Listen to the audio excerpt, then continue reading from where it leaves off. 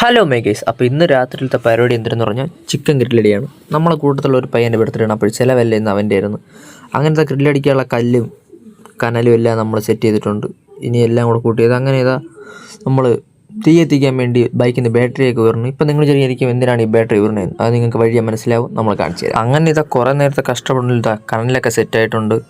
എല്ലാവർക്കും ഊതാൻ മടി, അതുകൊണ്ട് ഇതേ ഒരു ചെറിയ ഫാനുമൊത്തൊരു സംഭവം പ്രവർത്തിപ്പിക്കാനായിരുന്നു നമ്മൾ അതിന് ബാറ്ററി യൂസ് ചെയ്ത്. അങ്ങനെ ഇതാ ആ സാധനമൊക്കെ വെച്ച് നമ്മളിതാ കാറ്റൊക്കെ വരുത്തി ഇതാ കനലൊക്കെ കത്തിച്ചിട്ടുണ്ട്. അങ്ങനെ ഒരു 5 മിനിറ്റ് കൂടെ കഴിഞ്ഞപ്പോഴത്തേനും കനലൊക്കെ നല്ലപോലെ സെറ്റായി, നല്ല ചൂട് വന്നു തുടങ്ങി.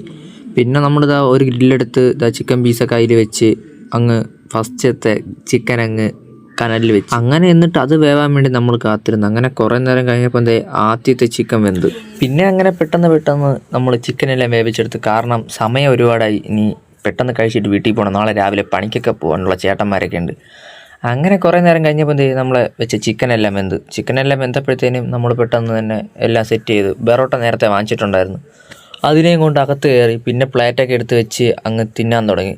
ഞാനാണെങ്കിൽ 3 പീസ് പൊരിച്ച ചിക്കനും 3 ബെറോട്ടയും, ആ പൊരിച്ച ചിക്കനിൽ കുറച്ച് നാരങ്ങയൊക്കെ പിഴിഞ്ഞൊഴിച്ച് കുറച്ച് ബെറോട്ടയും അതിൽ നിന്ന് ഉത്തുപൂരം ചിക്കനും എടുത്തൊന്ന് കഴിച്ചു നോക്കി. ആഹാ, അടിപൊളി ടേസ്റ്റ്.